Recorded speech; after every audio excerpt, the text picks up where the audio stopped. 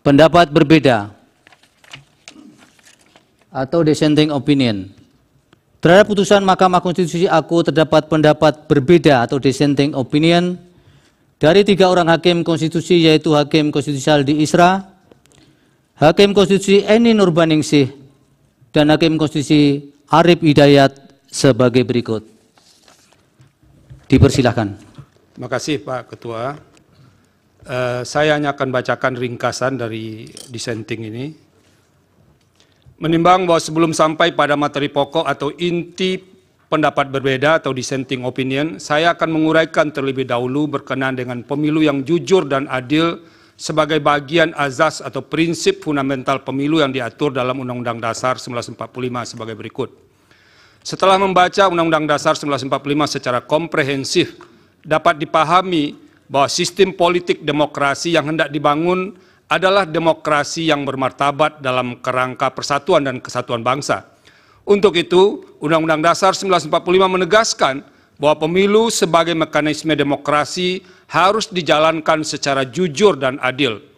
Hal itu yang menjadi alasan mengapa pasal 22E ayat 1 Undang-Undang Dasar 1945 mengatur azas langsung, umum, bebas, rahasia, jujur, adil, dan berkala setiap 5 tahun sekali sebagai azas pemilu. Norma tersebut merupakan azas atau prinsip dasar kontestasi pemilu yang mesti dilaksanakan agar sistem demokrasi yang dicita-citakan Undang-Undang Dasar 1945 dapat dicapai. Pada saat yang sama juga akan menjadi benteng atau perisai agar demokrasi tidak dibelokkan ke arah sistem politik yang secara esensial bukan sistem politik yang demokratis. Paragraf berikutnya dianggap dibacakan. Berbagai prinsip dan kriteria pemilu jujur dan adil, serta kemungkinan adanya malpraktek yang akan terjadi dalam pemilu sebagaimana telah diuraikan di atas, dapat dipahami tidak cukup sekadar diukur dari aspek aturan dan tersedianya mekanisme penyelesaian masalah hukum pemilu, melainkan juga mencakup aspek kesetaraan hak warga negara dan kontestasi yang bebas serta harus berada dalam level yang sama, same level of playing field. Dengan demikian, persaingan yang bebas dan adil antar peserta dimaknai sebagai suatu kontestasi yang harus dimulai dan berada pada titik awal yang satu level atau sama level. Tak hanya itu, dalam kontestasi, persaingan yang adil dan jujur dipahami pula sebagai upaya menempatkan hak pilih warga negara sebagai hak konstitusional atau constitutional rights yang harus dihormati secara setara tanpa adanya sikap dan tindakan curang di dalamnya. Berdasarkan kerangka teori sebagaimana diulas di atas, maka konsep pemilu jujur dan adil yang dikehendaki Undang-Undang Dasar 1945 dapat dibagi menjadi 2, yaitu pemilu jujur dan adil secara prosedural, serta pemilu jujur dan adil secara substansial. Selanjutnya dianggap dibacakan. Melampaui batas keadilan prosedural, azas jujur dan adil dalam pasal 22E ayat 1 Undang-Undang Dasar 1945 tidak hendak berhenti pada batas keadilan prosedur semata. Jujur dan adil dalam norma konstitusi tersebut menghendaki sebuah keadilan substantif. Bila mana hanya sebatas keadilan prosedural, azas pemilu jujur dan adil dalam Undang-Undang Dasar 1945 tersebut tidak akan pernah hadir. Sebab pemilu pada masa Orde Baru pun berjalan memenuhi segala prosedur yang ada, yang dilaksanakan memenuhi standar mekanisme yang ditentukan dalam Undang-Undang Pemilu ketika itu. Namun secara empirik, pemilu Orde Baru tetap dinilai curang, karena secara substansial pelaksanaan pemilunya berjalan dengan tidak fair, baik karena faktor pemihakan pemerintah pada salah satu kontestan pemilu, maupun karena faktor praktek penyelenggaraan pemilu yang tidak memberi ruang kontestasi yang adil bagi semua kontestan pemilu. Oleh karena itu, azas jujur dan adil dalam norma pasal 22E ayat 1 Undang-Undang Dasar 1945 menghendaki sebuah keadilan dan kejujuran pemilu yang lebih material. Jujur dan adil yang dikehendaki bukan hanya sekadar sikap patuh pada aturan, melainkan sikap tidak berlaku curang, tidak berbohong, dan tidak memanipulasi atau memanfaatkan celah hukum atau kelemahan aturan hukum yang ada untuk melakukan tindakan yang secara esensial merupakan praktek curam dalam sebuah kontestasi.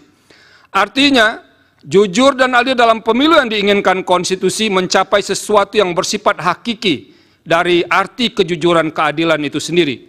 Dalam arti, ukuran kejujuran dan adil bukan sebatas melihat dari sisi formalitas prosedur hukum, melainkan juga mencakup aspek yang berada di atas hukum, yaitu etika in casu etika dalam kontestasi pemilu. Etika dimaksud meliputi aspek bagaimana aturan main pemilu dirumuskan, proses pelaksanaan yang tunduk pada sikap jujur dari semua pihak, dan kehendak untuk menahan diri oleh semua pihak untuk tidak memanfaatkan kelemahan hukum pemilu untuk berlaku curang. Pemilu jujur dan adil sesuai dengan kehendak konstitusi adalah pemilu yang diikuti dengan sikap penuh ketulusan dan tidak berbohong, tidak curang, dan tidak memanipulasi dengan jalan apapun. Pemilu jujur dan adil adalah pemilu yang diikuti dengan sikap apa adanya, di mana antara pemilih dan calon yang dipilih sama sekali tidak terikat oleh sebuah praktek transaksi politik yang tidak didasarkan pada sikap dan tindakan yang mencederai kejujuran dan keadilan pemilu, sehingga bermuara pada rusaknya pemilu yang berintegritas. Menimbang bahwa berkenaan dengan semangat untuk mewujudkan azas jujur dan adil tersebut, sebagaimana telah ditegaskan dalam putusan akuo dan telah dipraktekkan serta menjadi pendirian sejak memutus perselisihan tentang hasil pemilu presiden dan wakil presiden 2004, Mahkamah tidak hanya memutus sebatas angka-angka statistik semata. Apabila Mahkamah dipasung dan dibatasi itu hanya menilai atau memeriksa angka semata, sama saja dengan menurunkan derajat amanah konstitusi dalam menjaga nilai-nilai konstitusi atau constitutional values dan prinsip-prinsip demokrasi, democratic principles. Secara empirik, Mahkamah tidak membatasi diri untuk hanya memeriksa dugaan kesalahan penghitungan atau perbedaan selisih suara semata. Dalam hal ini, untuk mewujudkan roh pasal 24 ayat 1 Undang-Undang Dasar 1945, dalam menyelenggarakan peradilan guna menegakkan hukum dan keadilan, Mahkamah tidak memasung dirinya dengan tafsir sempit, hanya sebatas angka. Jikalau Mahkamah memasung dirinya hanya sebatas angka, upaya mewujudkan pemilu berintegritas tidak ubahnya seperti mencari jarum dalam tumpukan jerami. Oleh karena itu, perdebatan perihal apakah Mahkamah hanya berwenang untuk memeriksa perselisihan angka saja harus diakhiri. Sebagai peradilan konstitusi, Mahkamah akan terus dan harus terus berfokus pada memeriksa berbagai persoalan yang dapat memengaruhi hasil pemilu. Selain itu, saya menyadari konstrain waktu dalam proses pembuktian dalam persidangan perselisihan hasil pemilu presiden dan wakil presiden sangat terbatas dan relatif sangat singkat. Oleh karena itu, sebagai seorang hakim saya memandang bahwa karakteristik pembuktian tersebut harus ditempatkan dalam kerangka untuk memberikan atau menumbuhkan keyakinan hakim dengan menggunakan standar yang tidak mungkin disamakan dengan pembuktian material yang ketat menggunakan prinsip beyond a reasonable doubt. Namun demikian, hakim tidak boleh memutus tanpa adanya dasar bukti sama sekali.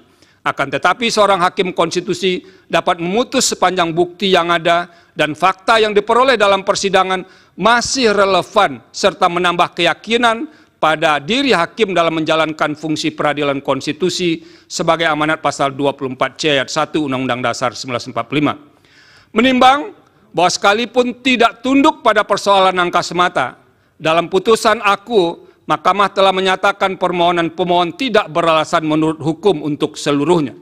Terhadap pertimbangan hukum Mahkamah dalam menanggapi dalil-dalil pemohon, pada pokoknya saya memiliki posisi hukum serupa pada sebagian isu tersebut, terkecuali untuk beberapa persoalan yang menjadi tumpuan perhatian saya, termasuk sebagian argumentasi dalam permohonan. Ada dua hal yang membuat saya mengambil haluan untuk berbeda pandangan dengan pendapat mayoritas majelis hakim, yaitu dalam satu, persoalan mengenai penyaluran dana bantuan sosial yang dianggap menjadi alat untuk memenangkan salah satu peserta pemilu presiden dan wakil presiden. Dua, perihal keterlibatan aparat negara, pejabat negara atau penyelenggara di sejumlah daerah. Karena tidak mudah untuk membelahnya secara tegas, kedua masalah tersebut akan diuraikan secara berkelindan sebagai berikut. bahwa pemohon mendalilkan persoalan di atas dalam uraian yang tersebar dalam sebagian besar permohonan, tanpa bermaksud menyederhanakan permasalahan tersebut, melainkan mempermudah dalam menjawab dalil permohonan. Saya tidak akan menanggapinya dengan memperinci setiap uraian dalil dalam permohonan. Saya mengambil inisiatif untuk menanggapi dalam dua bahagian besar. Pertama, melihat aspek dalil dan fakta yang dikemukakan secara konkret dan spesifik, kemudian melihatnya secara umum dalam konteks pengelolaan anggaran negara dan pelaksanaan program pemerintah dalam kurun waktu yang berdekatan dengan penyelenggaraan pemilu. Dalam permohonannya, pemohon mengungkapkan fakta dan kejadian tertentu secara spesifik, yaitu dukungan yang diberikan Presiden terhadap pihak terkait, pasangan calon Presiden dan Wakil Presiden nomor urut 2. Dukungan dimaksud sebagaimana dalil pemohon dilakukan dengan cara mengalokasikan anggaran negara tertentu dan diwujudkan melalui pelaksanaan program pemerintah berupa penyaluran dana bantuan sosial.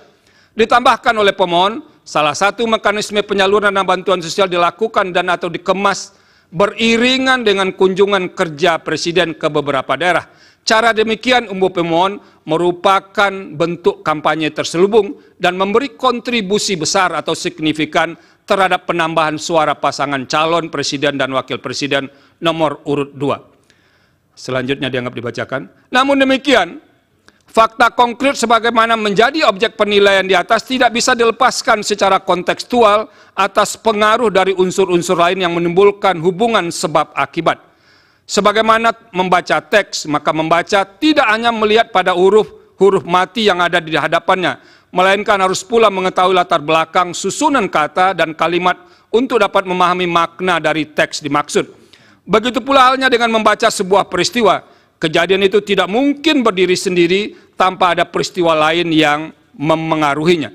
Oleh karena itu, saya akan menilai dalil yang diutarakan pemohon mengenai penyaluran dana bantuan sosial yang dikaitkan dengan pengaruhnya bagi penambahan suara pasangan calon yang mendapat dukungan Presiden secara kontekstual.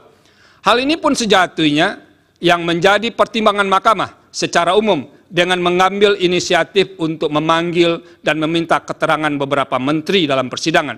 Saya percaya mahkamah pun ingin menggali lebih dalam terhadap dalil-dalil dan fakta yang diungkapkan oleh pemohon dan memeriksa silang dalil tersebut kepada pihak yang berwenang berkenaan dengan penyaluran dana bantuan sosial dikaitkan dengan unsur-unsur lain yang menimbulkan relasi sebab akibat.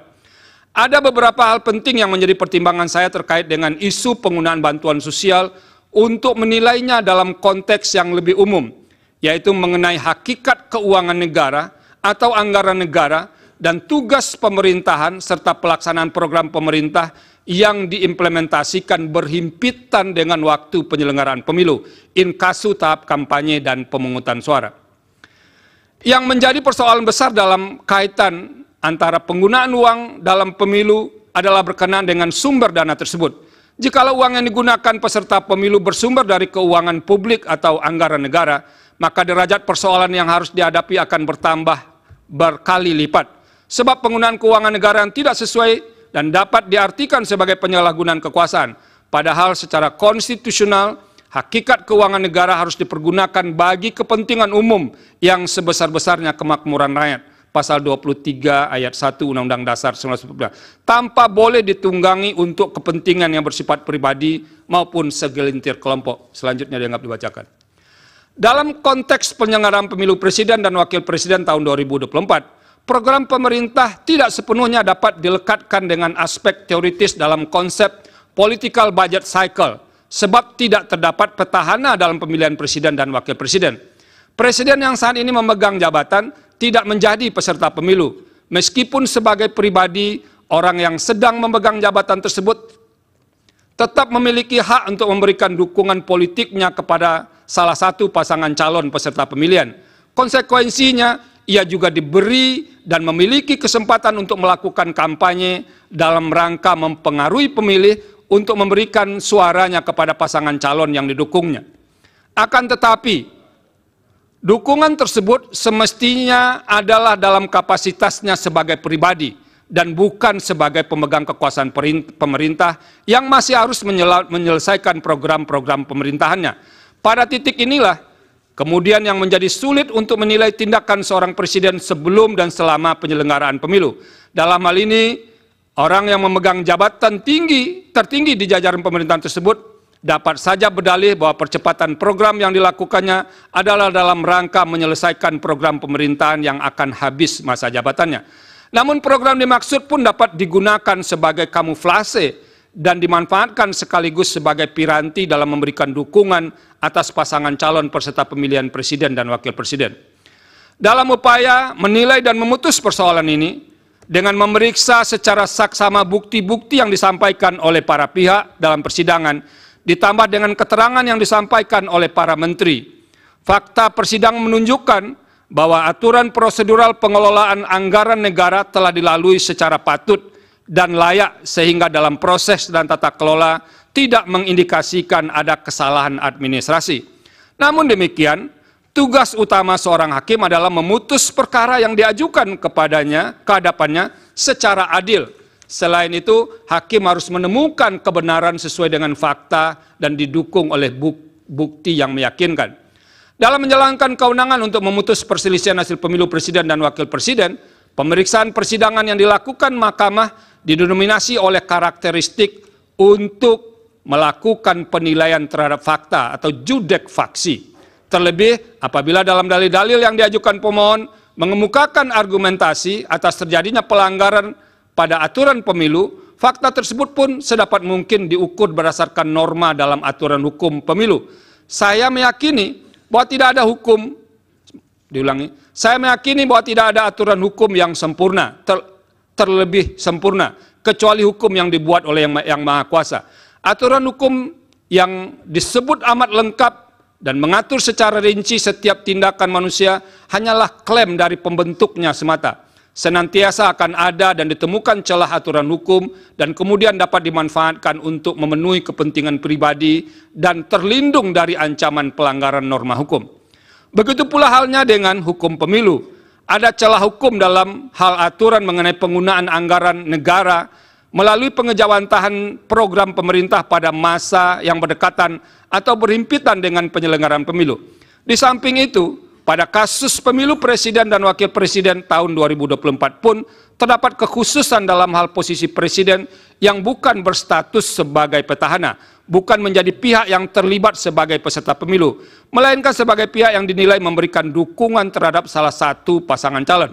Hal ini memicu pandangan kritis yang disampaikan oleh sebagian kelompok masyarakat. Dampak yang dikhawatirkan adalah peserta pemilu tidak bermain pada lapangan kontestasi yang sama. Terlebih fakta hukum yang ada di sekitar atau pada tahap kampanye berlangsung, kunjungan presiden ke daerah menunjukkan peningkatan intensitas dibandingkan biasanya. Faktor yang mendukung hal tersebut antara lain adalah keadaan adanya celah aturan hukum dalam undang-undang pemilu yang berpeluang dimanfaatkan. Perumpamaan kondisi demikian ibarat banyak orang melihat asap mengepul membubung tinggi, tapi tiada satu pun yang dapat menemukan titik api yang menjadi sumber asap itu.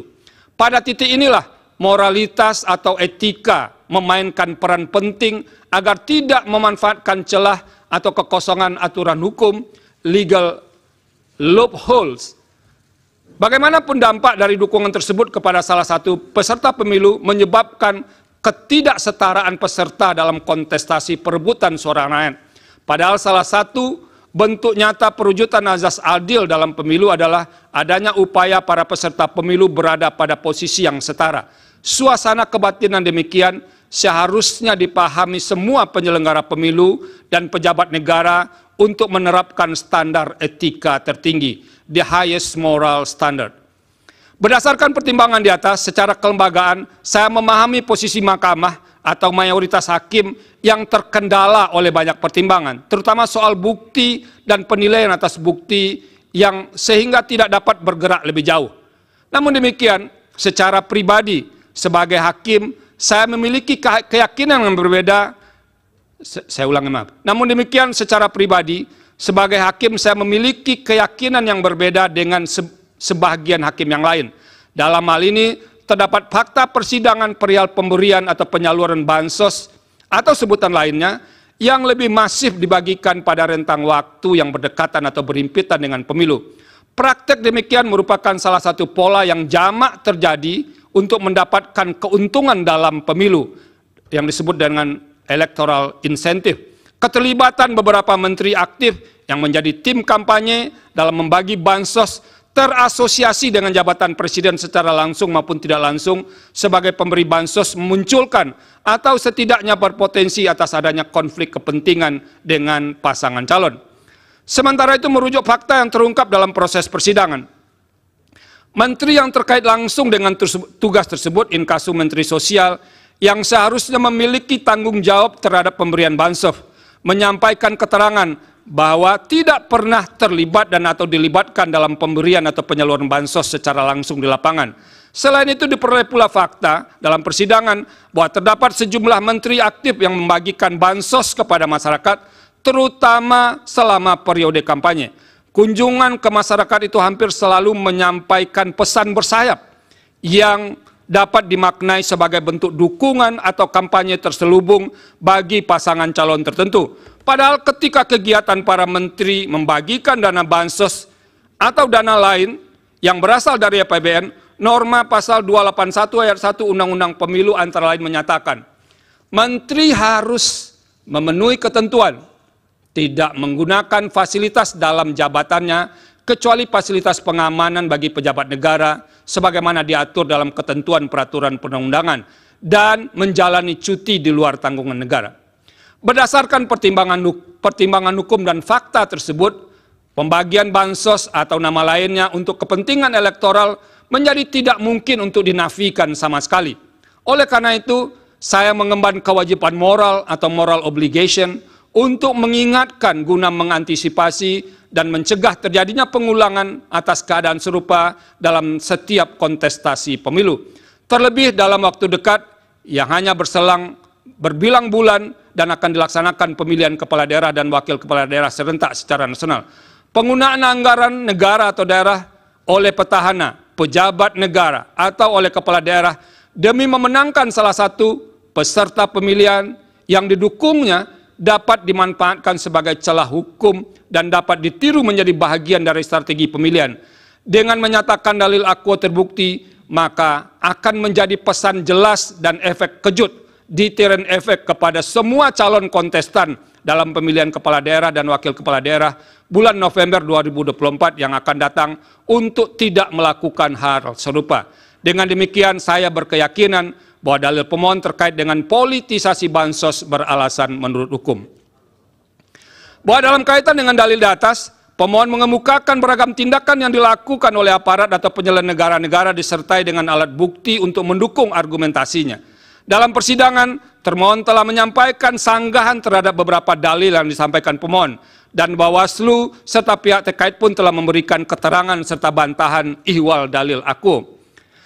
Salah satu posisi atau jabatan pemerintah yang kerap muncul dalam fakta persidangan adalah persoalan netralitas penjabat atau PJ kepala daerah dalam proses pemilu. Sebagaimana kita pahami, PJ kepala daerah yang terdapat di sekitar PJ kepala daerah yang terdapat di sekitar tahapan pemilu 2024, ini maaf tolong diperbaiki 2024, termasuk pemilu presiden dan wakil presiden merupakan konsekuensi masa transisi menuju penyelenggaraan pemilihan kepala daerah dan wakil kepala daerah serentak pada bulan November 2024. Sebagai PJ kepala daerah, mereka bukan berasal dari hasil pemilu, tapi ditunjuk oleh pejabat yang berwenang, inkasu Menteri Dalam Negeri atau Presiden. Secara normatif, eksistensi PJ kepala daerah didasarkan pada norma 201 ayat 9, ayat 10, dan ayat 11 Undang-Undang 10 2016. Artinya, pengisian PJ kepala daerah telah direncanakan dan diatur jauh sebelum penyelenggaraan pemilu 2024. Selain berkenaan dengan PJ kepala daerah, kepala desa termasuk salah satu aparatur negara yang kerap didalilkan pemohon, khususnya terkait dengan netralitas aparatur penyelenggara. Ikhwal hal tersebut didasarkan pada fakta di persidangan, terdapat banyak laporan kepada pengawas pemilu terkait dengan netralitas PJ kepala daerah, karena dinilai memihak kepada salah satu pasangan calon. Selain itu, pengerahan kepala desa pun menjadi fakta yang dilaporkan dan juga muncul di persidangan. Setelah membaca keterangan Bawaslu dan fakta yang terungkap di persidangan, serta mencermati alat bukti para pihak secara saksama, Saya menemukan bahwa terdapat masalah netralitas PJ kepala daerah dan pengerahan kepala desa yang terjadi antara lain di Sumatera Utara, Jakarta, Banten, Jawa Tengah, Kalimantan Barat, dan Sulawesi Selatan. Adapun bentuk ketidaknetralan PJ kepala daerah diantaranya berupa penggerakan ASN, pengalokasian sebagian dana desa sebagai dana kampanye, ajakan terbuka untuk memilih pasangan calon yang memiliki komitmen untuk melanjutkan IKN, pembagian bantuan sosial atau bantuan lainnya kepada para pemilih dengan menggunakan kantong yang identik dengan identitas pasangan calon tertentu, penyelenggaraan kegiatan massal dengan menggunakan baju dan kostum yang menonjolkan keberpihakan kepada pasangan calon tertentu, pemasangan alat peraga kampanye di kantor-kantor pemerintah daerah, serta ajakan untuk memilih pasangan calon di media sosial dan gedung milik pemerintah. Selain soal netralitas PJ kepala daerah, terungkap juga sebagai fakta di persidangan adanya pengerahan atau mobilisasi kepala desa antara lain seperti di Jakarta dan di Jawa Tengah. Berbagai bentuk ketidaknetralan tersebut telah dilaporkan kepada Bawaslu dan sebagiannya terbukti. Terhadap laporan yang terbukti tersebut, Bawaslu telah merekomendasikan kepada instansi terkait seperti Komisi Aparatur Sipil Negara untuk menindaklanjuti karena terbukti melanggar peraturan perundang-undangan lainnya. Berkaitan dengan ketidaknetralan tersebut, KSN pernah merilis hasil survei pada Desember 2023 yang menunjukkan bahwa sebagian PJ kepala daerah dinilai belum optimal dalam pengawalan netralitas ASN. Salah satu penyebab utamanya adalah intervensi politik sehingga membuat ASN melanggar netralitas. Sementara itu sebagian laporan yang disampaikan kepada Bawaslu dinilai tidak terbukti karena tidak memenuhi syarat formil atau material. Namun Bawaslu tidak memberitahu kekurang lengkapan syarat dimaksud. Hal demikian sebenarnya dapat dipandang sebagai cara Bawaslu menghindar untuk memeriksa substansi laporan yang berkenaan dengan pelanggaran pemilu. Meskipun demikian, saya berkeyakinan bahwa telah terjadi ketidaknetralan sebagian PJ kepala daerah, termasuk perangkat daerah yang menyebabkan pemilu tidak berlangsung secara jujur dan adil. Semua ini bermuara pada tidak terselenggaranya pemilu yang berintegritas. Dengan demikian, dalil pemohon aku beralasan menurut hukum. Menimbang bahwa berdasarkan seluruh pertimbangan hukum di atas, dalil pemohon sepanjang berkenaan dengan politisasi bansos dan mobilisasi aparat atau aparatur negara, penyelenggara negara adalah beralasan menurut hukum. Oleh karena itu, demi menjaga integritas penyelenggaraan pemilu yang jujur dan adil, maka seharusnya Mahkamah memerintahkan untuk melakukan pemungutan suara ulang di beberapa daerah sebagaimana yang disebut dalam pertimbangan hukum di atas. Terima kasih. Yang Mulia, Prof. Eni. Terima kasih. Nimbang bahwa Mahkamah dalam putusan aku telah menyatakan menolak permohonan pemohon itu seluruhnya. Artinya semua dalil yang telah dikemukakan dalam permohonan pemohon telah dinyatakan tidak terbukti oleh Mahkamah. Namun demikian, mengenai dalil adanya keterlibatan dan atau mobilisasi pejabat atau aparat negara termasuk adanya politisasi bansos dalam proses pemilihan presiden dan wakil presiden tahun 2024, saya memiliki pendapat berbeda dengan mayoritas hakim. Sebelum menyampaikan pendapat berbeda tersebut, terlebih dahulu saya akan menjelaskan hal-hal sebagai berikut yang sebagian nanti akan saya anggap dibacakan.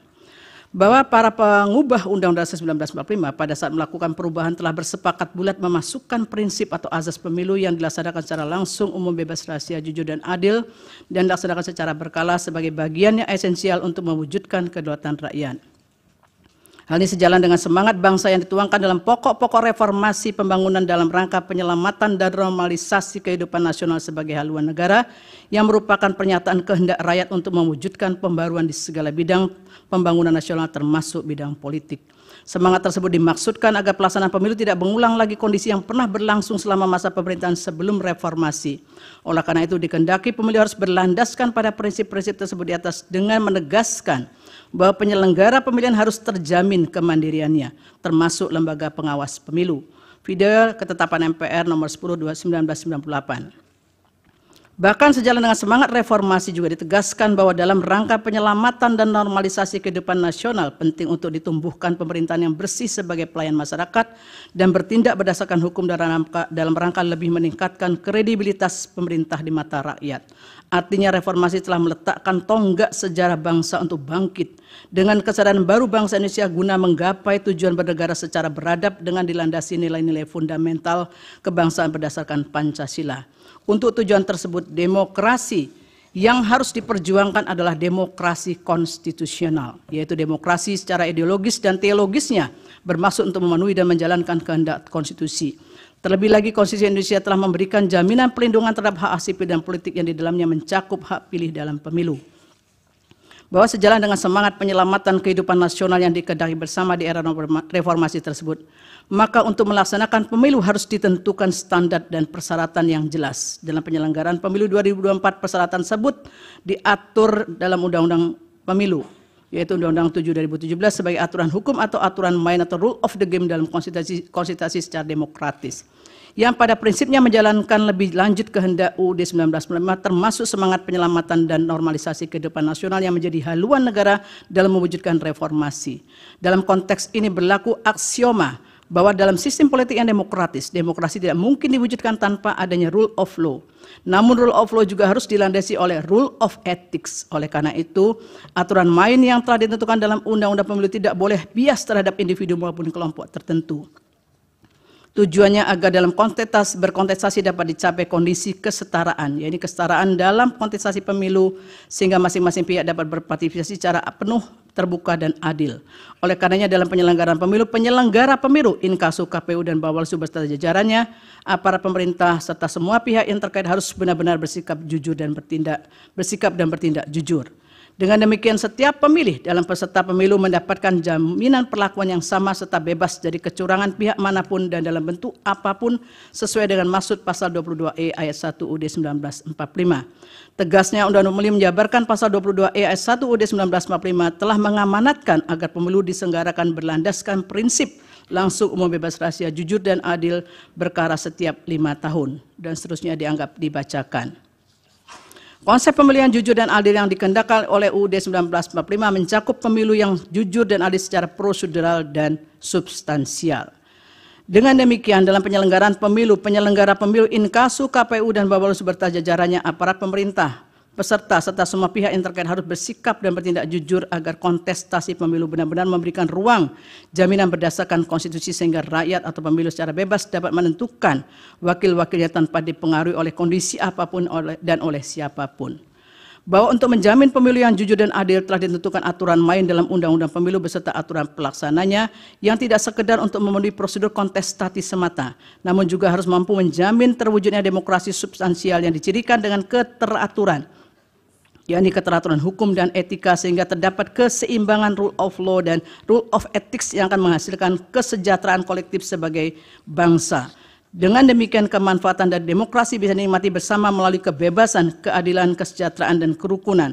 Terkait dengan persoalan etika tersebut pada era reformasi justru telah menjadi perhatian yang sangat serius yang ditandai dengan ditetapkannya ketetapan MPR nomor 6 2021 tentang etika kehidupan berbangsa.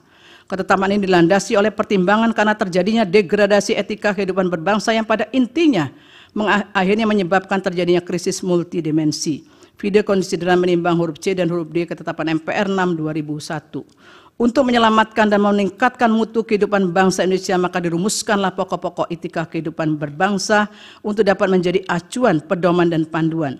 Pentingnya dirumuskan etika kehidupan berbangsa tersebut bertolak dari berbagai kondisi masa lalu dan masa kini serta tantangan masa depan sehingga perlu ada acuan antara lain pada cita-cita persatuan dan kesatuan, ketahanan kemandirian yang dijiwai oleh nilai-nilai agama serta nilai-nilai luhur budaya bangsa.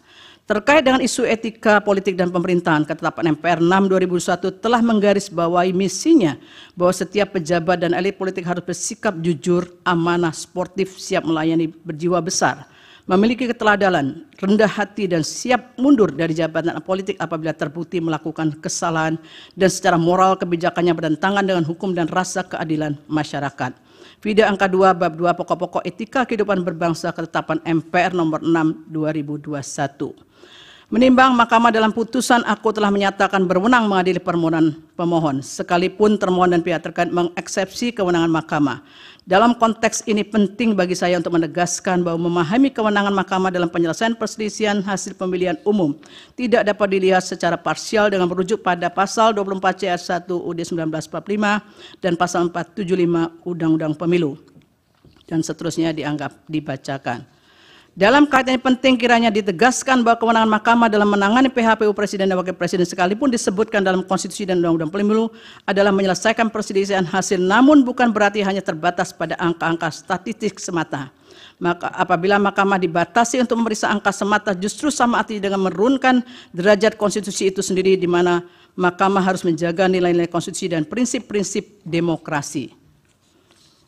Terlebih lagi sejak penanganan PHPU Presiden dan Wakil Presiden 2024, Mahkamah tidak pernah membatasi diri untuk memeriksa dugaan kesalahan penghitungan suara semata. Oleh karenanya perdebatan apakah Mahkamah hanya berwenang untuk memeriksa perselisihan angka saja seharusnya dapat diakhiri, sehingga Mahkamah ke depan dapat berfokus pada memeriksa berbagai persoalan yang dapat mengaruhi hasil pemilu apabila penyelenggara pemilu, khususnya KPU dan Bawaslu, tidak menjalankan tugas dan fungsinya secara optimal, profesional, dan independen dalam mencegah dan meminimalkan terjadinya berbagai kesalahan ataupun pelanggaran di seluruh tahapan pemilu, sehingga pemilu yang jujur dan adil tidak berlangsung.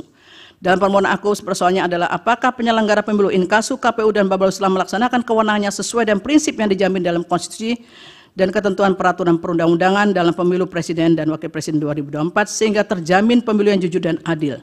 Jika hal tersebut tidak dilakukan, maka lembaga yang dapat menegakkan terlanggarnya pemilu yang jujur dan adil sebagaimana dijamin oleh konstitusi adalah Mahkamah Konstitusi sebagai peradilan konstitusi.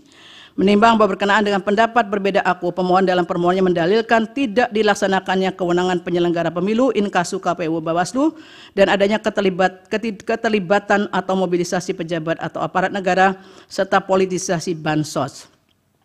Setelah mencermati secara dari pemohon tersebut, pada pokoknya berkaitan dengan dugaan ketidaknetralan PJ Kepala Daerah dan pembagian bansos. Terhadap dalil pemohon aku, saya memberikan pendapat berbeda sebagai berikut. Pertama, berkaitan dengan persoalan ketidaknetralan PJ Kepala Daerah, perlu kiranya dipertimbangkan hal-hal sebagai berikut yang dianggap dibacakan. Berkaitan dengan pengisian PJ Kepala Daerah, tidak boleh mengabaikan prinsip-prinsip demokrasi dan sekaligus memberikan jaminan bagi masyarakat bahwa mekanisme pengisian penjabat tersebut berlangsung secara terbuka, transparan, dan akuntabel untuk menghasilkan pemimpin yang kompeten serta berintegritas, sebagaimana hal tersebut telah dipertimbangkan dalam putusan MK nomor 67 2021 yang dianggap dibacakan. Bahwa selanjutnya dalam proses pengisian PJ Kepala Daerah tersebut pula harus pula memperhatikan syarat bahwa penjabat dimaksud memiliki pemahaman yang utuh terhadap ideologi Pancasila, Negara Kesatuan Republik Indonesia, serta pemahaman terhadap politik nasional yang baik sebagaimana telah ditegaskan dalam pertimbangan hukum putusan MK nomor 15 tahun 2022 dianggap dibacakan.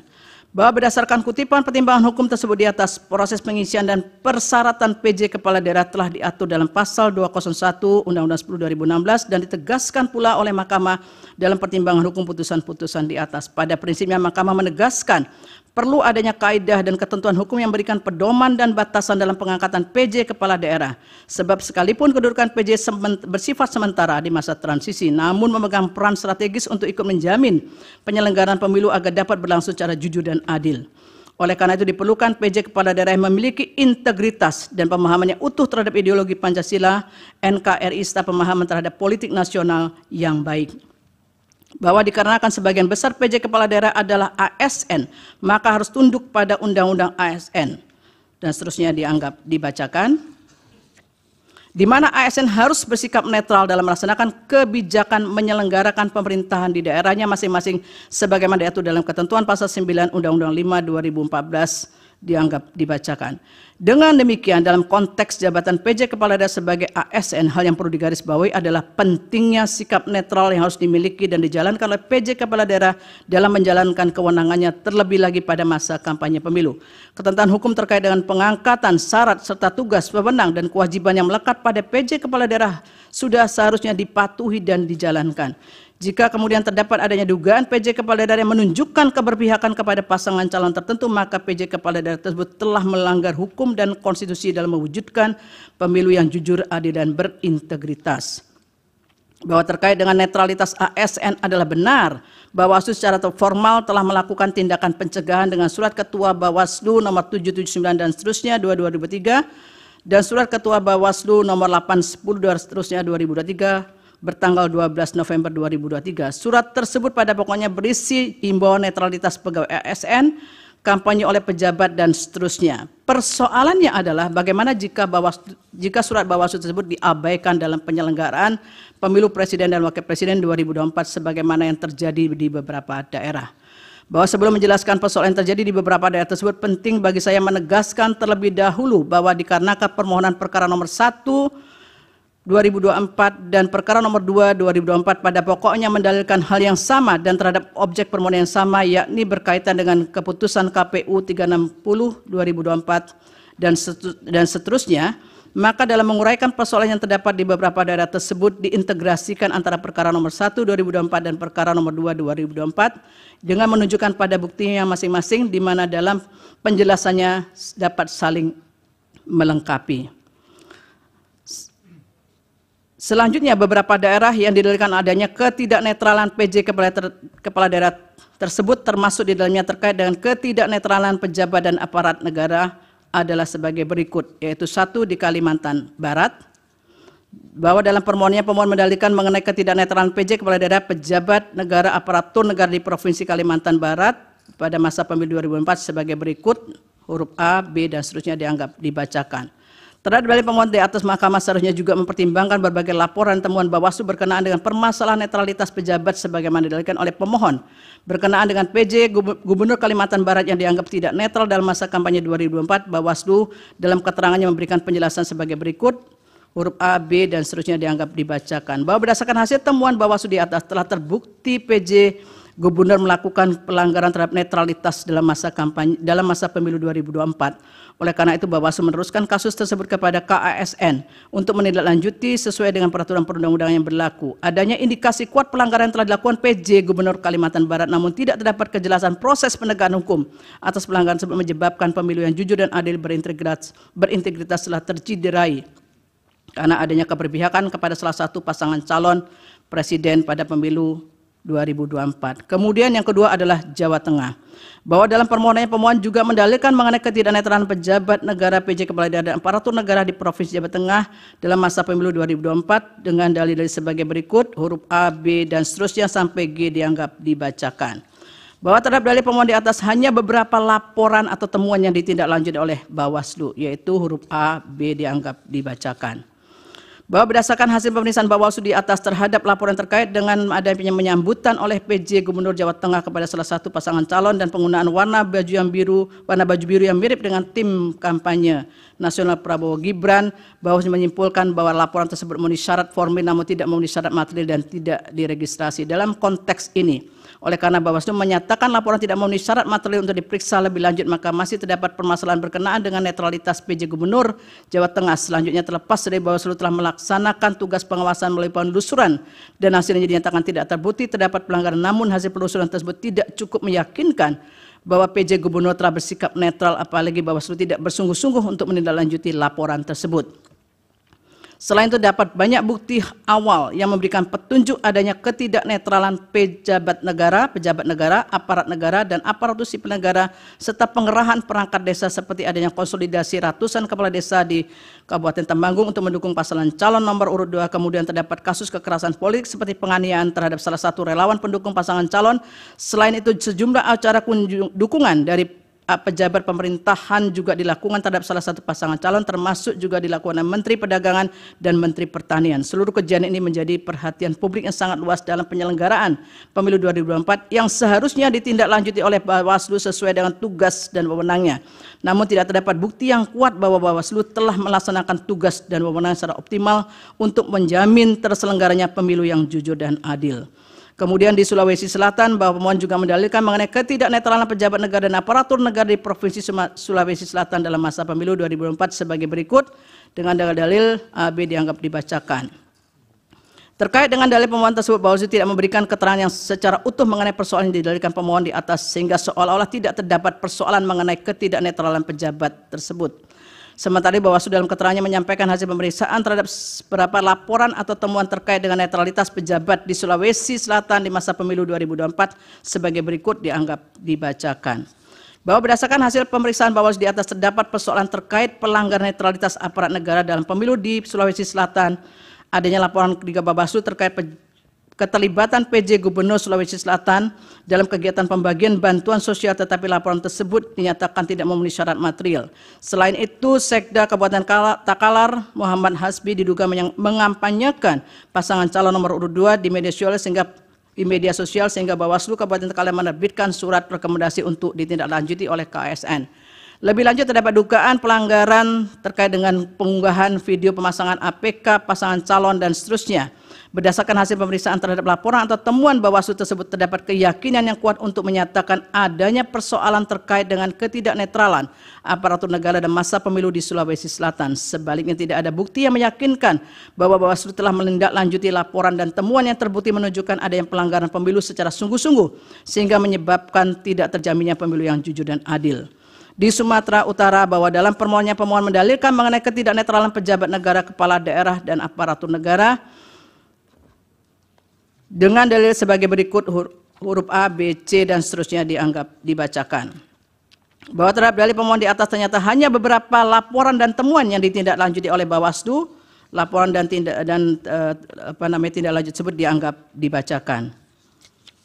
Bahwa terkait dengan hasil pemeriksaan Bawaslu di atas, dalam kasus ketidaknetralan aparat pemerintahan di Medan yang mengajak ASN memilih pasangan calon nomor urut 2 direkomendasikan untuk ditindaklanjuti oleh lembaga yang berwenang.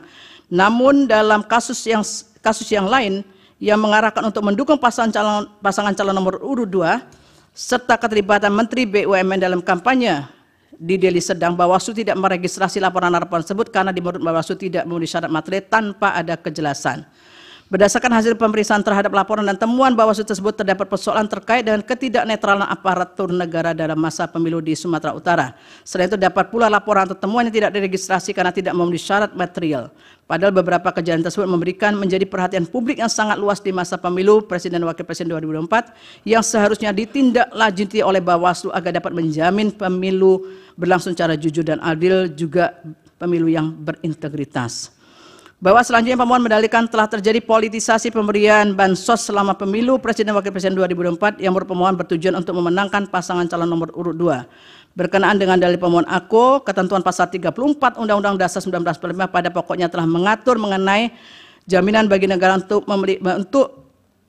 jaminan bagi fakir miskin dan anak terlantar dipelihara negara, dan negara berkewajiban untuk memberdayakan masyarakat yang lemah serta tidak mampu sesuai dengan martabat kemanusiaan. Selanjutnya, dalam Undang-Undang 19/2003 tentang APBN tidak secara eksplisit mengatur anggaran untuk program bantuan sosial. Jika merujuk pada ketentuan pasal 8 ayat 2 Undang-Undang APBN, hanya dinyatakan anggaran belanja pemerintah pusat dikelompokkan atas beberapa pengelompokan. Berdasarkan penjelasan pasal 8 ayat 2 huruf A angka 11 Undang-Undang 19/2003 tentang APBN tersebut, disebutkan bahwa fungsi perlindungan sosial merupakan belanja pemerintah pusat yang berdaya guna dalam memberikan pelayanan sosial, jaminan sosial, pemberdayaan sosial, dan seterusnya dari kemungkinan terjadinya risiko sosial. Bahwa berkenaan dengan APBN 2024 dengan total belanja mencapai 3.000 triliun lebih, di dalamnya terdapat belanja untuk perlindungan sosial sebesar 496,8 triliun yang berfungsi untuk stabilisasi dan mendukung penghapusan kemiskinan. Dalam kaitan ini, oleh karena pengelolaan APBN yang bersifat dinamis tersebut dilakukan melalui penyesuaian, salah satunya adalah melalui proses automatic adjustment. Dalam kaitan ini juga ditanyakan kepada Menteri Keuangan di dalam persidangan bahwa berkaitan dengan automatic adjustment sudah dilakukan sejak APBN 2022 dan selalu dilakukan pada awal tahun. Namun pertanyaannya, apakah automatic adjustment tersebut dipakai untuk membiayai bansos? Dan Menteri Keuangan menyatakan bahwa automatic adjustment tidak dipakai untuk membiayai bansos. Timbullah persoalan yang dipersoalkan pemohon, yaitu alokasi dana kunjungan Presiden dan bansos yang dilakukan tersebut berasal dari dana yang mana. Dalam kaitan inilah kemudian Menteri Keuangan dalam persidangan menyatakan bahwa bantuan kemasyarakatan tersebut bukan merupakan bagian dari perlinsos yang digunakan oleh Presiden terkait dengan bansos tersebut. Namun anggaran untuk kunjungan Presiden, anggaran untuk bantuan ke masyarakat tersebut berasal dari dana operasional presiden atau DOP yang berasal dari APBN. DOP tersebut diatur oleh PMK 48/2008 yang sebagaimana telah diubah oleh PMK 106/2008. Sementara itu dana ke masyarakat presiden diatur dalam Peraturan Menteri Sekretaris Negara Nomor 2 Tahun 2020. Adapun kegiatan yang bisa dicakup dalam dana kemasyarakatan presiden dan wakil presiden dalam hal ini adalah kegiatan keagamaan, pendidikan, sosial, ekonomi, dan seterusnya. Bantuan tersebut bisa diberikan dalam bentuk barang maupun uang. Berdasarkan fakta yang terungkap dalam persidangan, terlihat bahwa realisasi anggaran DOP tidak pernah mencapai 100% dari jumlah yang dialokasikan pada setiap tahunnya. Meskipun demikian, anggaran untuk DOP terus meningkat dari tahun ke tahun. Hal ini yang kemudian memunculkan persepsi yang mengarah pada penggunaan DOP untuk bantuan kemasyarakatan dengan tujuan politik menjelang pemilu presiden dan wakil presiden 2024. Terlebih lagi sebagaimana fakta hukum di persidangan bahwa menjelang pemilu pola kunjungan presiden ke beberapa daerah semakin meningkat sehingga memunculkan pertanyaan pemohon mengenai maksud kunjungan tersebut menjelang pemilu 2024. Dalam kaitan ini secara normatif, Undang-Undang Pemilu memang memberikan hak kepada presiden, wakil presiden, dan menteri untuk terlibat dalam kampanye sebagaimana ketentuan pasal 281 ayat 1 Undang-Undang Pemilu yang menyatakan kampanye pemilu yang mengikutsertakan presiden, wakil presiden, menteri, gubernur, wakil gubernur, bupati, dan seterusnya harus memenuhi ketentuan, yaitu 1. Tidak menggunakan fasilitas dalam jabatannya kecuali ada fasilitas pengamanan bagi pejabat negara sebagaimana diatur dalam ketentuan peraturan perundangan, dan B. menjalani cuti di luar tanggungan negara. Syarat tersebut pada prinsip bersifat kumulatif. Selain itu terdapat pula beberapa ketentuan lain dalam Undang-Undang Pemilu yang juga mengatur kampanye bagi presiden, yaitu pasal 305 dan seterusnya dianggap dibacakan. Terdapat pula ketentuan dalam pasal 304 yang juga mengatur tentang pelaksanaan kampanye mengenai larangan dalam pelaksanaan kampanye yang dianggap dibacakan. Bahwa berdasarkan ketentuan-ketentuan di atas, meskipun secara normatif presiden dan wakil presiden memiliki hak untuk terlibat dalam kampanye dan tidak ada ketentuan larangan bagi presiden memberikan bansos, namun dengan adanya pemberian bansos menjelang pemilu dan di masa kampanye, maka dalam batas penalaran yang wajar, hal tersebut tentu berdampak pada para peserta pemilihan karena adanya ketidaksetaraan. Di antara faktor yang mendukung keadaan ini adalah adanya celah hukum yang ada pada aturan pemilu yang tidak jelas yang kemudian dimanfaatkan. Pada titik inilah etika memainkan peran penting agar tidak memanfaatkan celah kekosongan aturan hukum. Sebab dampak dukungan yang ditampilkan oleh pemberi bansos yang berkaitan erat dengan salah satu peserta pemilihan akan menyebabkan ketidaksetaraan peserta dalam kontestasi perebutan suara rakyat. Padahal salah satu bentuk perwujudan prinsip adil dalam pemilu adalah adanya upaya agar para peserta pemilu berada pada posisi yang setara. Terlebih terdapat indikasi dukungan yang jelas terhadap salah satu pasangan calon, maka hal demikian dapat dianggap sebagai tindakan yang tidak netral dan memberikan keuntungan signifikan bagi pasangan tersebut.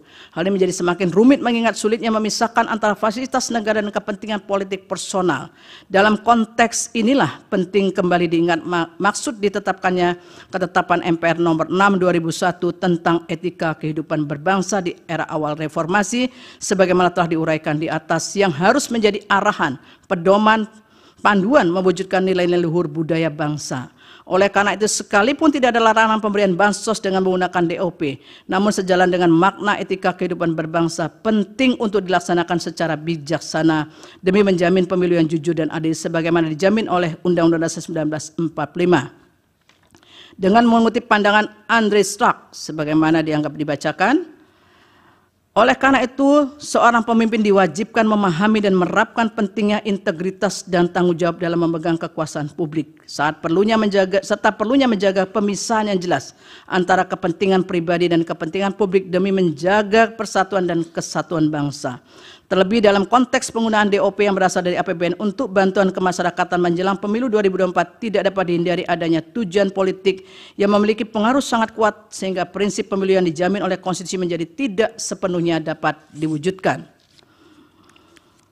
Menimbang bahwa berdasarkan seluruh uraian pertimbangan hukum di atas, dalil pemohon beralasan menurut hukum untuk sebagian tidak sebagaimana yang dimohonkan pemohon dalam petitumnya.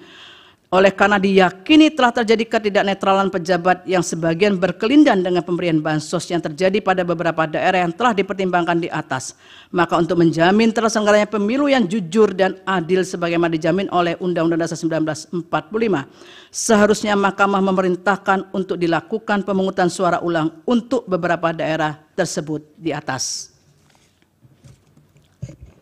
Prof. Harip. Terima kasih Yang Mulia Ketua.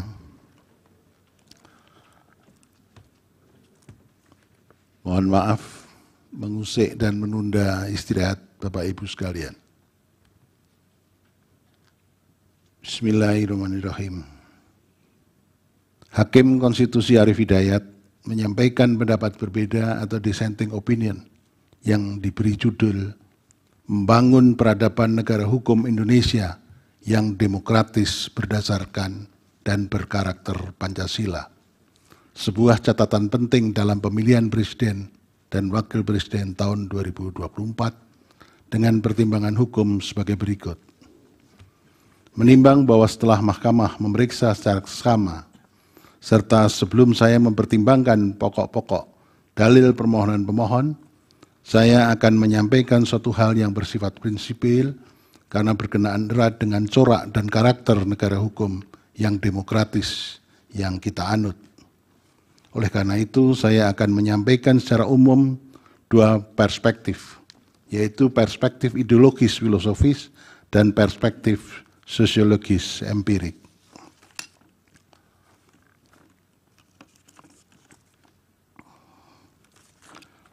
Perspektif ideologis filosofis. Mohon maaf, dissenting saya 57 halaman, tapi tidak akan saya bacakan seluruhan. Perspektif ideologis filosofis. Secara sederhana, demokrasi dimaknai sebagai pemerintahan yang berasal dari rakyat, oleh rakyat dan untuk rakyat. Dalam sebuah negara demokrasi, rakyat memiliki peran sebagai pemegang kedaulatan. Sebab berdasarkan teori klasik yang digagas oleh Rousseau dengan teori de kontrak sosial, rakyat kemudian mengadakan perjanjian dengan para pemimpinnya untuk membangun sebuah entitas yang bernama negara dalam rangka menjamin pemenuhan akan hak-hak dan kebutuhannya. Dalam konteks keindonesiaan, Forum BPUPKI dan PPKI boleh dikatakan sebagai miniatur perwujudan de kontrak sosial yang merupakan tempat berkumpul seluruh komponen bangsa dari berbagai suku, daerah, dan golongan yang tersebar dari Sabang hingga Merauke untuk membahas pembentukan sebuah entitas negara, yakni negara Indonesia, dalam sebuah hukum dasar yang kita kenal sebagai konstitusi yang memuat aturan-aturan main dalam penyelenggaraan negara Indonesia yang akan dibentuk. Pasca hukum dasar terbentuk dan disahkan, maka dalam sidang BPKI itu juga telah terpilih presiden dan wakil presiden pertama, yakni Insinyur Soekarno dan Dr. Andes Muhammad Hatta pada tanggal 18 Agustus tahun 1945.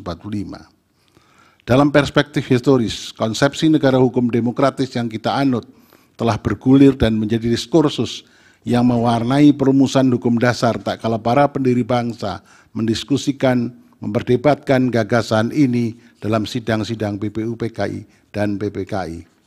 Saat itu mereka bersepakat bahwa gagasan negara hukum demokratis yang kita anut adalah gagasan negara hukum demokratis yang berbeda dengan konsepsi negara hukum demokratis yang dianut oleh negara-negara lain yang bersifat liberal. Melainkan negara hukum demokratis yang berakar pada jiwa dan falsafah bangsa. Hal ini disampaikan oleh Supomo pada rapat BPUPKI pada tanggal 31 Mei tahun 1945. Kutipan dianggap telah dibacakan. Keesokan harinya dalam rapat BPUPK 1 Juni tahun 1945, Insinyur Soekarno menyampaikan karakter demokrasi yang kita anut berdasarkan pada sila keempat. Menurutnya, yang dimaksud dengan demokrasi yang kita anut bukanlah demokrasi model barat, tetapi politik ekonomi sedemokrasi, yaitu politik ekonomi demokrasi dengan sosiale rechtvaardigheid, demokrasi dengan kesejahteraan dan paham gotong royong. Menurut Soekarno, demokrasi politik dan demokrasi ekonomi menghasilkan demokrasi sosial. Muhammad Hatta juga memiliki pandangan yang tidak jauh berbeda dengan Soekarno. Hatta menyatakan dianggap telah dibacakan. Sementara Agus Salim dalam pidato di hadapan BPUPKI pada 11 Juli 1945 menyatakan dianggap telah dibacakan. Dari berbagai pandangan para pendiri negara di atas, semakin nampak jelas bahwa konsepsi negara hukum demokratis yang dirancang dan didesain oleh para pendiri bangsa bukanlah demokrasi model barat yang berkarakter liberal dan bercorak individualis yang belum tentu kompatibel dengan nilai, jiwa, corak maupun karakter bangsa kita yang cenderung memiliki kekhasan tersendiri.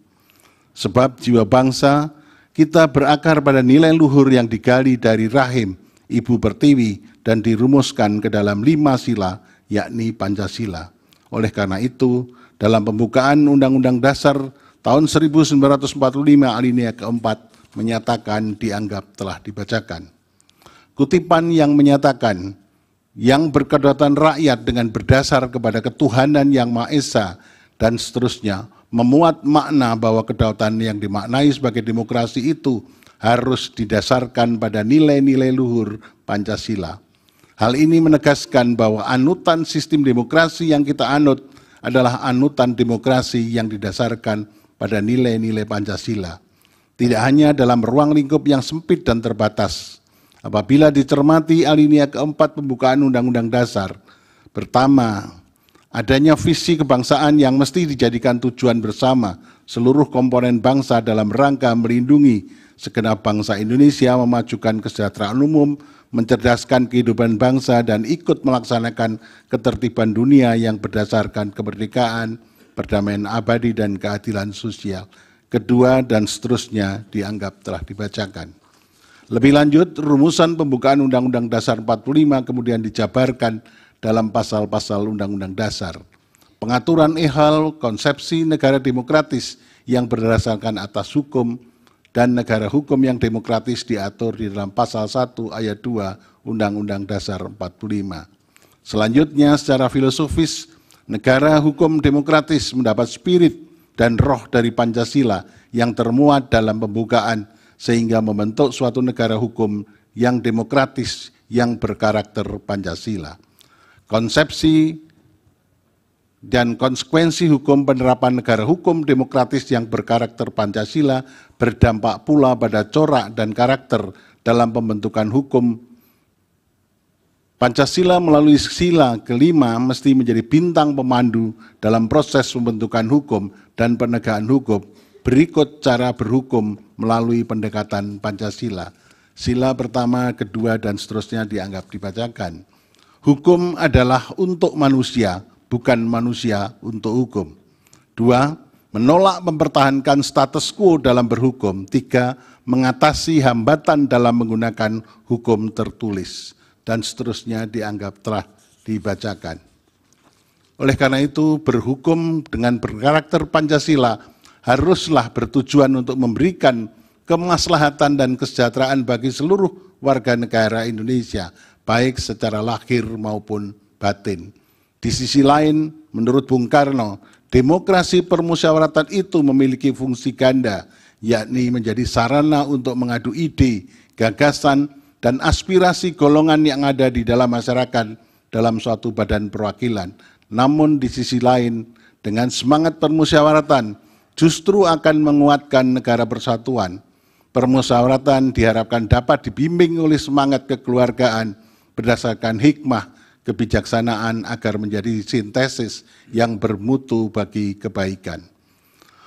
Perwujudan dari demokrasi permusyawaratan dimanifestasikan pada penyelenggaraan pemilu yang demokratis, sebab salah satu ciri negara demokratis yang berlandaskan hukum yang paling kentara dan menjadi pembeda antara negara demokrasi dengan negara non-demokrasi adalah adanya pemilihan umum yang adil dan dilaksanakan secara periodik untuk bertujuan memilih para wakil rakyat dan duduk di parlemen maupun memilih presiden dan wakil presiden sebagai penyelenggara pemerintahan ataupun pada tataran lokal memilih kepala daerah. Hal ini senada dengan pendapat Samuel Issacharoff yang mengatakan di negara-negara yang baru bangkit dari pemerintahan kolonial atau resmi despotik, pemilu merupakan konfirmasi atau transformasi demokrasi Meskipun pemilu seringkali berfungsi sebagai penanda siapa yang akan memegang otoritas di negara di dunia yang penuh dengan urusan, kami melawan mereka yang belum selesai. Pemilu juga dapat dianggap sebagai perwujudan dan pelaksanaan hak rakyat dalam memilih maupun dipilih yang merupakan implementasi dari partisipasi dalam penyelenggaraan pemerintahan. Selanjutnya pada halaman 8, halaman 9, halaman 10, urean-urean mengenai itu telah dianggap dibacakan.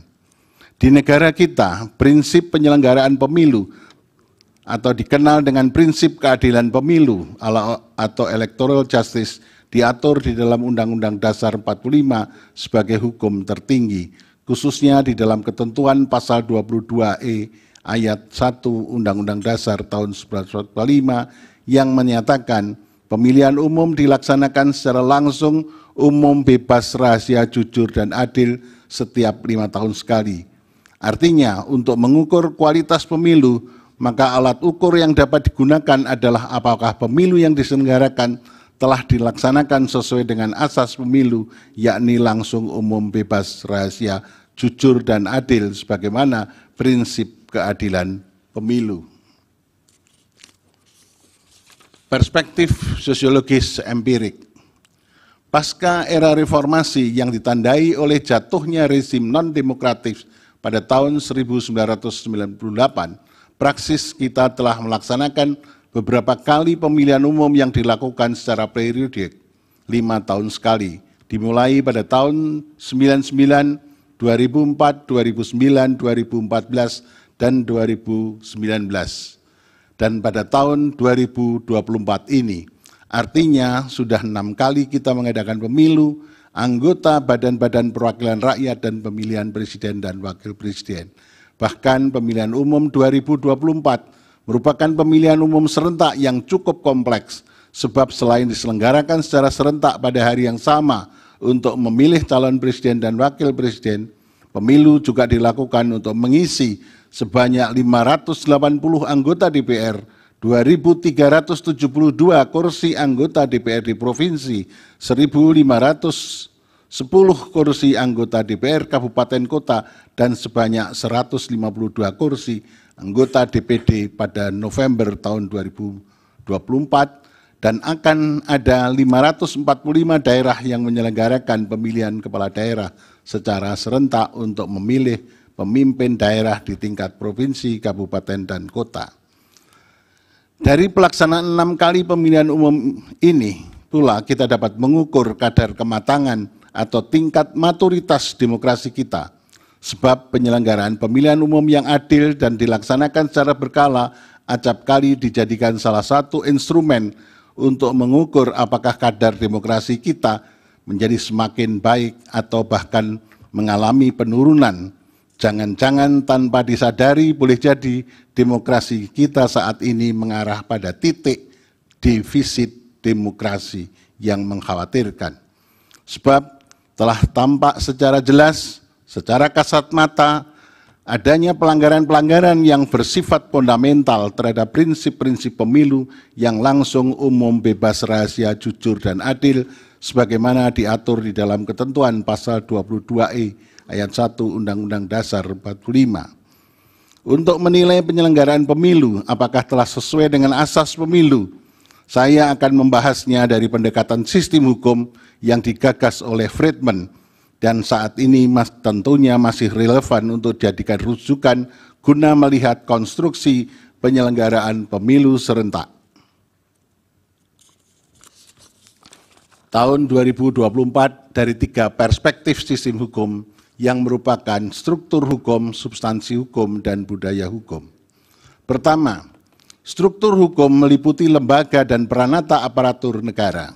Dari perspektif ini, penegakan hukum dan konstitusi khususnya berkenaan dengan pemilu demi tercapainya pemilu yang langsung, umum, bebas, rahasia, jujur, dan adil, sebagaimana amanat konstitusi mestinya menjadi tanggung jawab bersama seluruh komponen cabang kekuasaan negara, seperti eksekutif, legislatif, yudikatif, komisi-komisi independen dalam hal ini KPU, Bawaslu, DKPP dalam kapasitas dan porsinya masing-masing.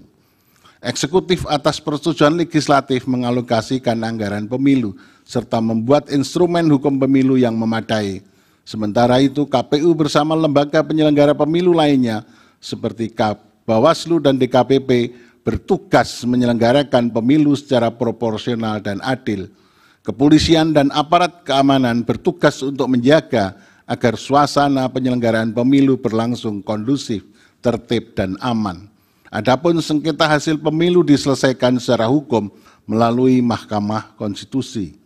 Dalam menjalankan fungsi tersebut, setiap organ negara haruslah tunduk pada prinsip konstitusionalisme yang ditentukan dalam konstitusi dan dipagari oleh prinsip saling mengawasi, saling mengimbangi antar cabang kekuasaan negara hanya untuk memastikan bahwa setiap tindakan, prosedur dan keputusan yang terkait dengan proses pemilu sejalan dengan hukum konstitusi, sehingga tercipta tujuan bernegara sebagaimana alinea keempat pembukaan Undang-Undang Dasar tahun 1945. Tidak boleh ada peluang sedikit pun bagi cabang kekuasaan tertentu untuk cawe-cawe dan memihak dalam proses pemilu tahun 2024. Sebab ia dibatasi oleh paham konstitusionalisme dan dipagari oleh rambu-rambu kompositif, moral, dan etika. Apa yang dilakukan oleh pemerintah presiden dengan segenap struktur politik kementerian dan lembaga dari tingkat pusat hingga level daerah telah bertindak partisan dan memihak calon pasangan tertentu.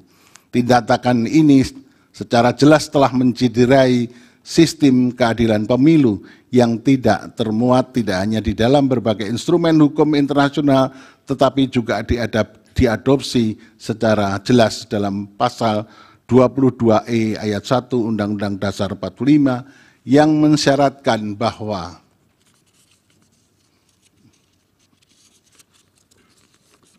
penyelenggaraan pemilu harus dilaksanakan secara langsung, umum, bebas, dan rahasia, serta jujur dan adil.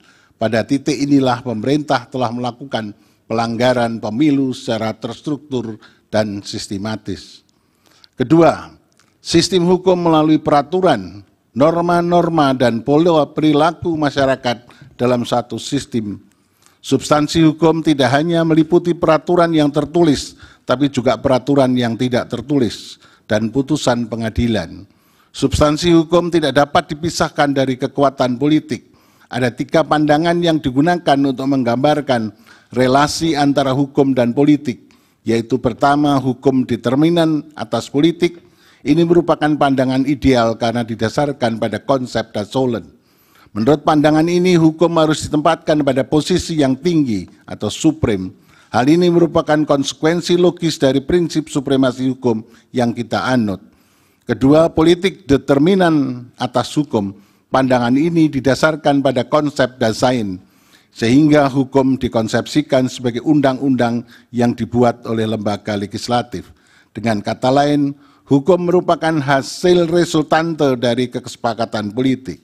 Ketiga, pandangan ini disajarkan pada konsep Dassollen dan Dasein yang mengkonstruksikan antara hukum dan politik tidak ada yang lebih dominan karena keduanya secara simetris saling berpengaruh.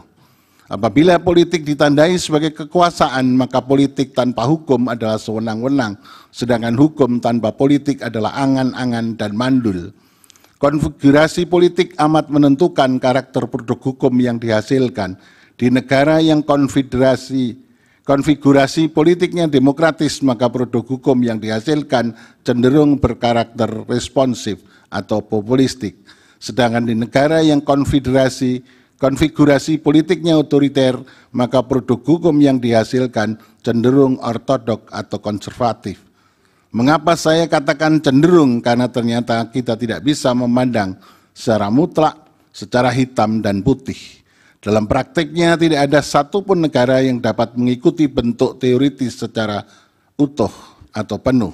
Artinya boleh jadi di negara yang konfigurasinya politik otoriter terdapat karakter produk hukum yang responsif, begitu juga sebaliknya di negara yang konfigurasi politiknya demokratis terdapat karakter produk hukum yang ortodok.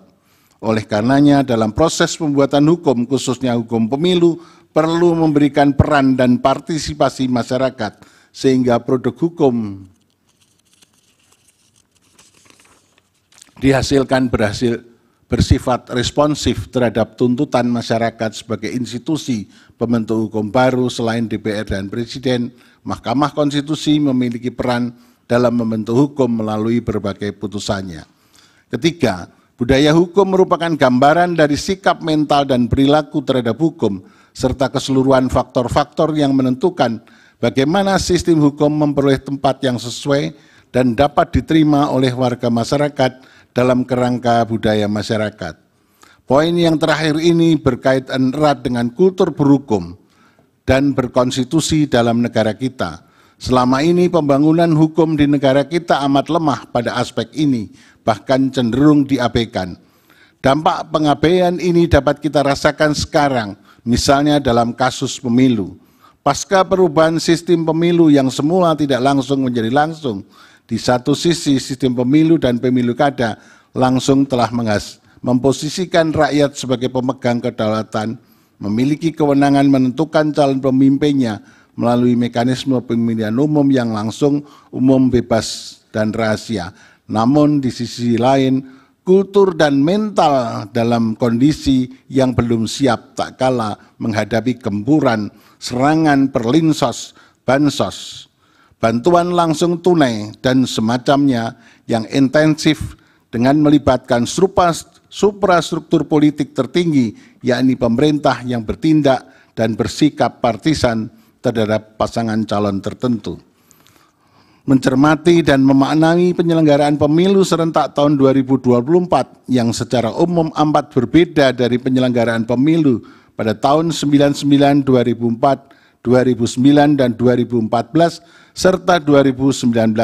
Perbedaan ini terletak pada adanya dugaan intervensi kuat dari sentral cabang kekuasaan eksekutif yang cenderung dan secara jelas mendukung calon tertentu dengan segenap infrastruktur politiknya. Anggapan bahwa presiden boleh berkampanye merupakan justifikasi yang tidak dapat diterima oleh nalar yang sehat dan etika yang peka. Memang desain politik Undang-Undang 7 2017 tentang pemilu yang membolehkan presiden berkampanye memiliki cakupan ruang yang terbatas, yakni tak kala presiden akan mencalonkan diri kembali dalam kontestasi pemilihan presiden dan wakil presiden untuk kali kedua. Artinya presiden boleh berkampanye ketika posisinya adalah sebagai pasangan calon presiden dan wakil presiden, bukan berkampanye untuk mempromosikan pasangan calon presiden tertentu ataupun yang didukungnya. Hal ini secara jelas diatur dalam bagian ke-8 kampanye pemilu oleh presiden dan wakil presiden dan pejabat negara lainnya. Pasal 299, pasal 300, pasal 301 dianggap telah dibacakan. Berdasarkan penafsiran sistematis dan penafsiran gramatikal terhadap hasil pasal tersebut, telah secara jelas diatur bahwa hak presiden dan wakil presiden untuk berkampanye digunakan pada saat pasangan calon presiden dan wakil presiden menjadi pasangan calon presiden dan wakil presiden dalam kontestasi pemilu. Hal ini tampak pada pasal 301 Undang-Undang Pemilu.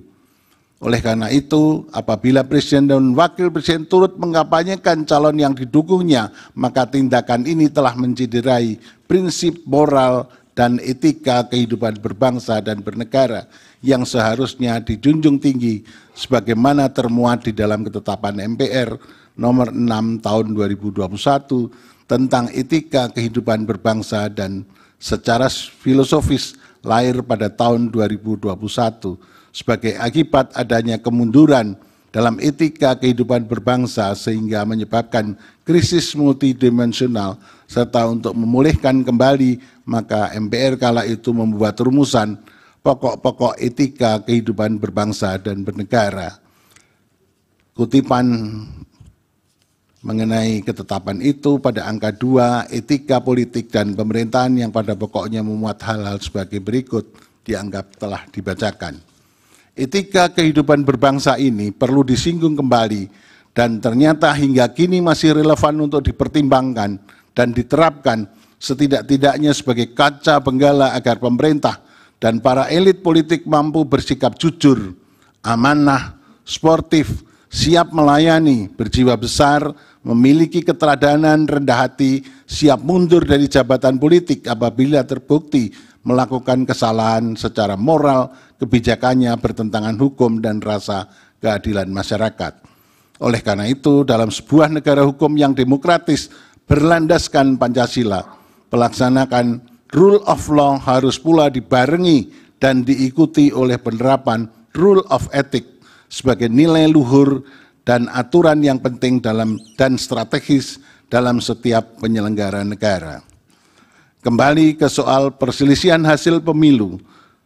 Sejak pemilu presiden dan wakil presiden tahun 2004, 2009, 2014, dan 2019 tak pernah ditemukan pemerintahan yang turut campur dan cawe-cawe dalam pemilihan presiden dan wakil presiden. Akan tetapi pada pemilihan presiden dan wakil presiden tahun 2024 terjadi hiruk pikuk dan kegaduhan yang disebabkan secara terang-terangan.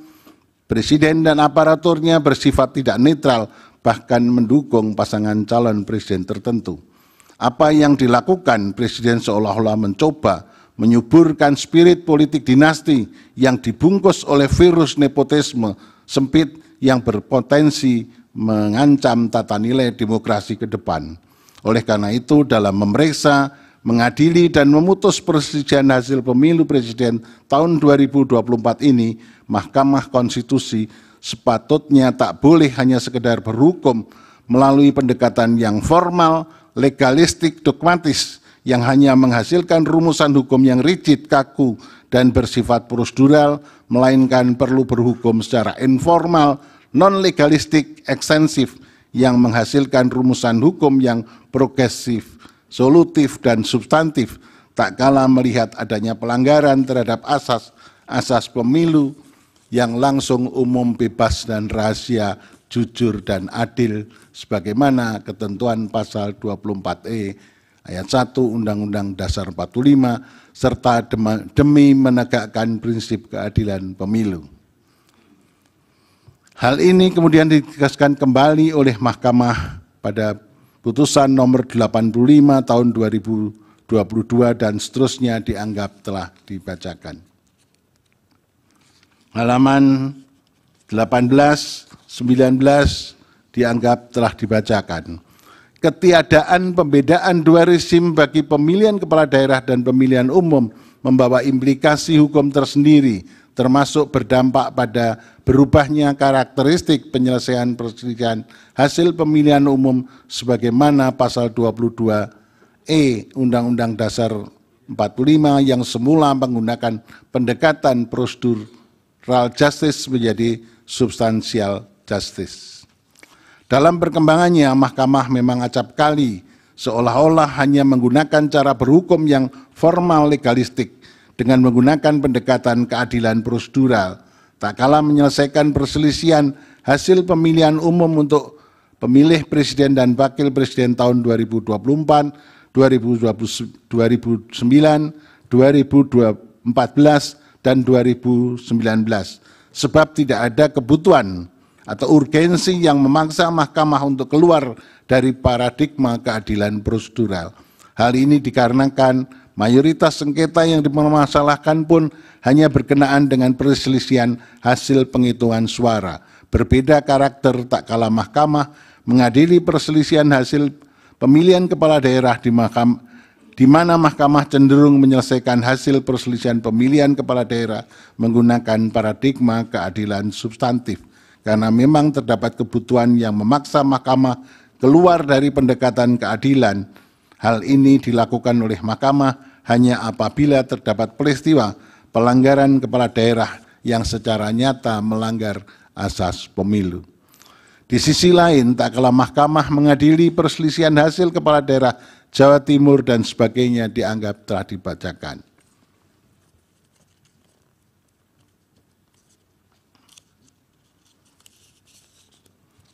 Pada titik ini, Mahkamah tidak hendak menjadikan dirinya sebagai peradilan pidana atau peradilan perdata, Mahkamah hanya akan mendudukkan secara proporsional dan melihat dari perspektif pasal 22E ayat 1 Undang-Undang Dasar tahun 1945, di mana pemilihan umum, baik itu pemilihan presiden dan wakil presiden maupun pemilihan anggota lembaga perwakilan, pemilihan kepala daerah harus dilaksanakan secara umum, bebas, rahasia, jujur, dan adil.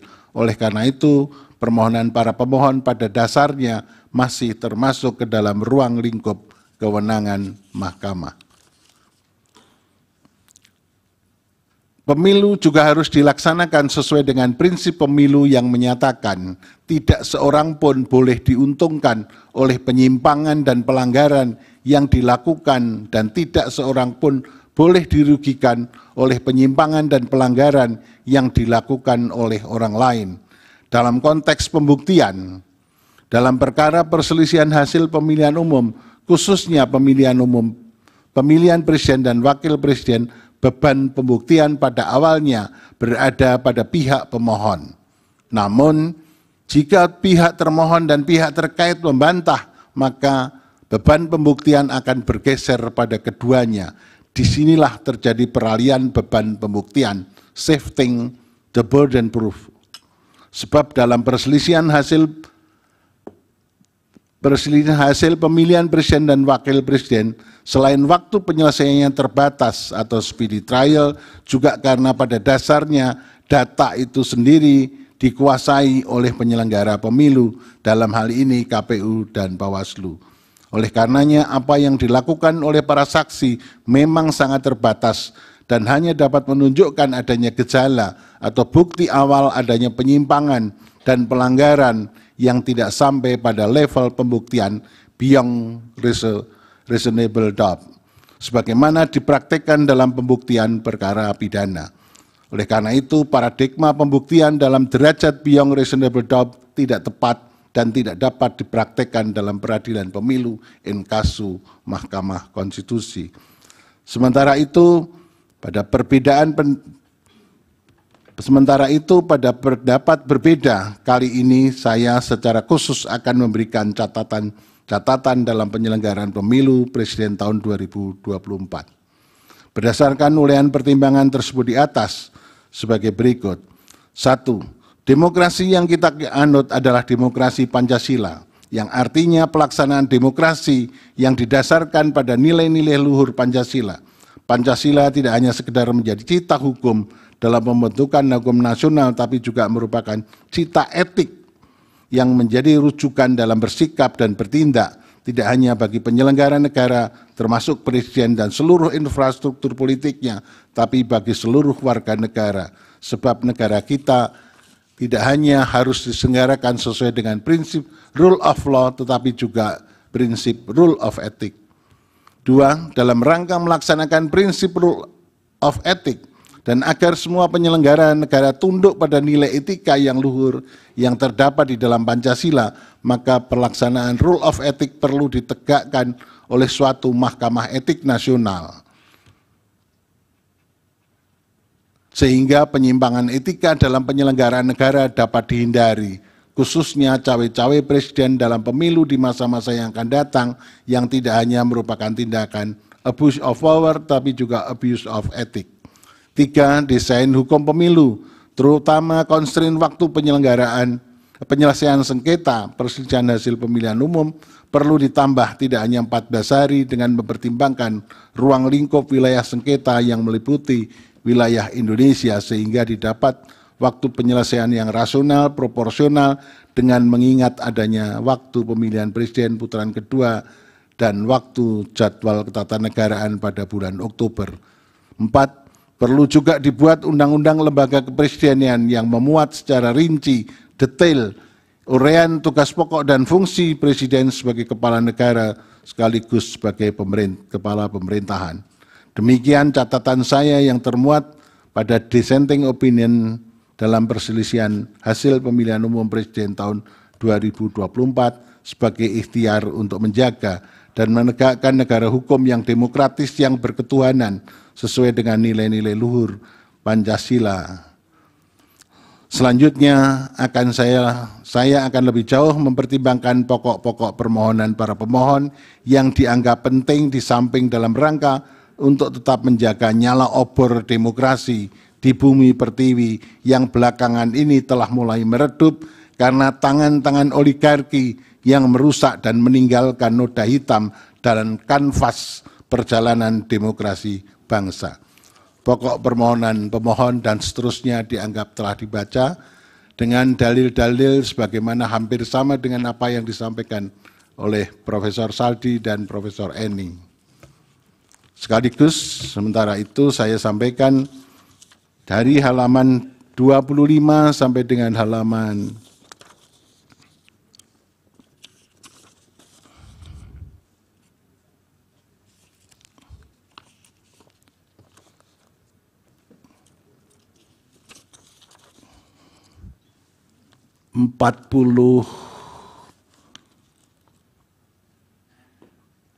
54 dianggap telah dibacakan.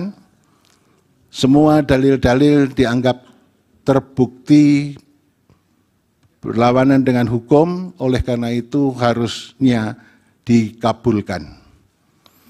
Konklusi, Mahkamah Konstitusi semestinya berwenang untuk mengadili. Kemudian eksepsi termohon dan pihak terkait tidak dapat diterima dalam pokok permohonan, mengabulkan permohonan untuk sebagian, memerintahkan untuk dilakukan pemilihan suara ulang di provinsi yang terbukti, Provinsi DKI, Provinsi Jawa Barat, Provinsi Jawa Tengah, Provinsi Jawa Timur, Provinsi Bali, dan Provinsi Sumatera Utara. Terakhir, perlu saya sampaikan, demikian pendapat berbeda dissenting opinion yang saya sampaikan dalam perselisihan hasil pemilihan umum Presiden tahun 2024. Hal ini saya lakukan sebagai wujud tanggung jawab moral dan penilaian profesional atau professional judgment sebagai seorang hakim konstitusi sekaligus sebagai akademisi yang independen yang memutus sesuai dengan kewenangan serta kemampuan dan kapabilitasnya yang kelak akan saya pertanggungjawabkan kehadirat Tuhan Yang Maha Esa, Allah Subhanahu wa Ta'ala, sebagaimana sumpah saya sebagai seorang hakim yang perlu saya bacakan pada kesempatan ini. Demi Allah, saya bersumpah bahwa saya akan memenuhi kewajiban hakim konstitusi dengan sebaik-baiknya dan seadil-adilnya, memegang teguh Undang-Undang Dasar Negara Republik Indonesia tahun 1945 dan menjalankan segala peraturan perundangan dengan seluruh-seluruhnya menurut Undang-Undang Dasar Negara Republik Indonesia tahun 1945 serta berbakti kepada nusa dan bangsa. Sumpah hakim konstitusi yang diucapkan tak kala saya dilantik pertama kali menjadi hakim konstitusi bersifat final and binding di dunia maupun di akhirat bagi seorang hakim. Oleh karenanya, sumpah dan keyakinan hakim menjadi kunci keadilan bagi masyarakat. Selain itu, pudar dan menurunnya standar etik khususnya bagi penyelenggara negara menjadi musabab perlu adanya kepedulian akan pentingnya menjaga keseimbangan antara penegakan hukum, rule of law, dan penegakan etik atau rule of ethic sesuai dengan nilai-nilai luhur Pancasila. Jikalau ini tidak dilakukan, maka akan terjadi tragedi berhukum dan berkonstitusi di negara hukum yang demokratis berdasarkan Pancasila yang dapat menjauhkan kita dari cita-cita menuju negara Indonesia yang hebat, bermartabat, dan unggul dalam segala bidang. Terima kasih. Assalamualaikum warahmatullahi wabarakatuh.